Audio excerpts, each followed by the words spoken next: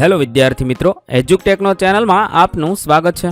આજે આપણે શીખીશું ધોરણ 7 વિષય સામાજિક વિજ્ઞાન પાઠ 17 જાતિગત ભિન્નતા। પાઠ 17ના સ્વાધ્યાયના પ્રશ્નોના જવાબની સમજ મેળવીશું। તો ચાલો શીખીએ પાઠ 17 જાતિગત ભિન્નતા।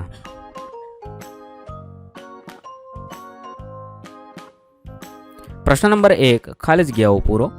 સવાલ નંબર 1 જાતિગત ભિન્નતાની અસર મોટા ભાગે ખાલી જગ્યામાં જોવા મળે છે। તો ગામડામાં જોવા મળે છે। 2 ઈસવીસન 2011માં પ્રતિ 1000 પુરુષ સામે સ્ત્રીઓનું પ્રમાણ ખાલી જગ્યા હતું 940 હતું। ત્યારબાદ પ્રશ્ન નંબર 2 ટૂંકમાં ઉત્તર આપો। સવાલ નંબર 1 બાળ ઉછેર અંગે કઈ કઈ બાબતોમાં ભેદભાવ જોવા મળે છે? જવાબમાં લખી શકાય, ભારતીય સમાજમાં દીકરા દીકરી વચ્ચે કપડાં પહેરવામાં, રમતો રમવામાં, વાહન ચલાવવામાં, ખોરાકની બાબતમાં, હરવા ફરવામાં, આચાર વિચાર અને વ્યવહારમાં, ઉચ્ચ શિક્ષણ મેળવવામાં વગેરે બાબતોમાં ભેદભાવ જોવા મળે છે।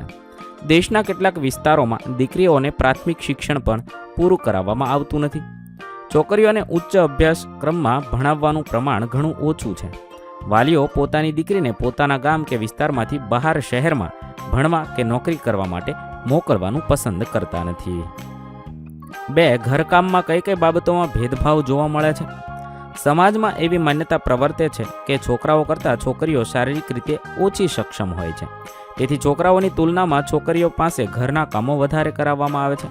જેમ કે છોકરીઓ પર રસોઈ બનાવવામાં મદદ કરે છે, તેઓ નાના ભાઈ બહેનને રમાડે છે, તેઓ ઘરની સાફ સફાઈ કરે છે, પાણીના વાસણોમાં પાણી ભરે છે અને કપડાં ધુએ છે। છોકરાઓ ઘરના કામો માટે સાયકલ કે અન્ય વાહન ચલાવી શકે છે કે શીખી શકે છે, જ્યારે છોકરીઓને આ માટે સક્ષમ માનવામાં આવતી નથી।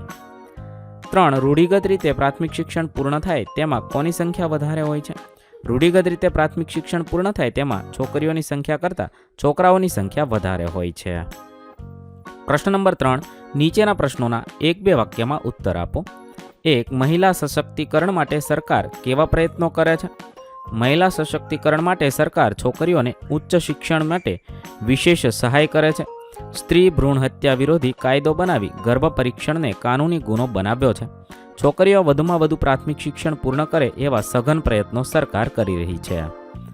2 કયા કયા કામમાં મહિલાઓ આજે પણ ઓછી જોવા મળે છે? દેશના સૈન્યો અને પોલીસ તંત્રમાં મહિલાઓની સંખ્યા આજે પણ ઓછી જોવા મળે છે। આ ઉપરાંત રાજ્યની વિધાનસભાઓ, સંસદ, પંચાયતી સંસ્થાઓમાં કામ કરતા વરિષ્ઠ અધિકારીઓ, ખાનગી અને જાહેર ક્ષેત્રમાં કામ કરતા મેનેજરો, આ બધા ક્ષેત્રોમાં મહિલાઓની સંખ્યા આજે પણ ઓછી જોવા મળે છે। 3 આઝાદી સમયે મહિલાઓ કઈ રીતે આંદોલનમાં જોડાઈ હતી? આઝાદી મેળવવા માટે અંગ્રેજો સામે ગાંધીજીના નેતૃત્વ નીચે અનેક પ્રકારના આંદોલનો થયા। કસ્તુરબા સાથે ગુજરાત સહિત દેશભરની મહિલાઓએ આંદોલનમાં જોડાઈ હતી। પ્રશ્ન નંબર 4 ટૂંક નોંધ લખો। 1 નારી સશક્તિકરણ। મહિલાઓને સશક્ત કરવા માટે છેલ્લા 2 દાયકામાં સરકાર દ્વારા અનેક કાર્યક્રમો અને આયોજનો થયા છે। પશુપાલન, ઉદ્યોગ અને અન્ય સાહસ માટે સહાય આપવામાં આવે છે। સ્ટાર્ટઅપ ઇન્ડિયા અને મેક ઇન ઇન્ડિયા અંતર્ગત અનેક યોજનાઓ નારી સશક્તિકરણ માટે ચાલે છે। મહિલાઓને ઉદ્યોગ શરૂ કરવા માટે આર્થિક સહાય આપવામાં આવે છે। નારી સશક્તિકરણ માટે અનેક સંસ્થાઓ પણ કાર્ય કરે છે। સરકારની યોજનાઓ, જાહેર સંસ્થાઓ અને અન્ય દ્વારા આવી મહિલાઓને સહાય કરી પગભર થવામાં મદદ કરવામાં આવે છે।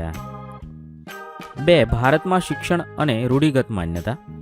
ભિન્નતા અંગે આપણા દેશમાં અનેક માન્યતાઓ પ્રવર્તે છે। છોકરાઓ અને છોકરીઓના ઉછેરમાં આ બાબતે અનેક ભિન્નતા જોવા મળે છે। કેટલાક વિસ્તારમાં પ્રાથમિક શિક્ષણ પણ ક્યારેક પૂરું કરાવવામાં આવતું ન હતું। છેલ્લા 2 દાયકાથી પ્રાથમિક શિક્ષણ પૂર્ણ થાય એવા ખાસ પ્રયત્નો સરકાર દ્વારા કરવામાં આવે છે। સરકારના વિશેષ પ્રયત્નોથી આજે આપણા સૈન્ય અને પોલીસમાં કન્યાઓની સંખ્યા વધી રહી છે। દીકરીને બહાર ભણવા કે નોકરી માટે શહેરમાં મોકલવાને બદલે પોતાના વિસ્તારમાં જ નોકરી કરાવવાનું પસંદ કરે છે। રૂઢિગત માન્યતાને આધારે કહી શકીએ કે આજે પણ કેટલાક સમાજમાં કન્યાઓને ભણાવવા અંગે અનેક સવાલો સામે આવતા જોવા મળે છે।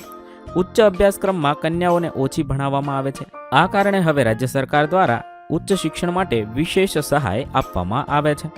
અહીં આપણા પાઠ 17ના પ્રશ્નોના જવાબ પૂર્ણ થશે। વિદ્યાર્થી મિત્રો, ધોરણ 7ના સામાજિક વિજ્ઞાન વિષયના તમામ પાઠના પ્રશ્નોના જવાબના વિડીયો આપણી ચેનલ પર ઉપલબ્ધ છે।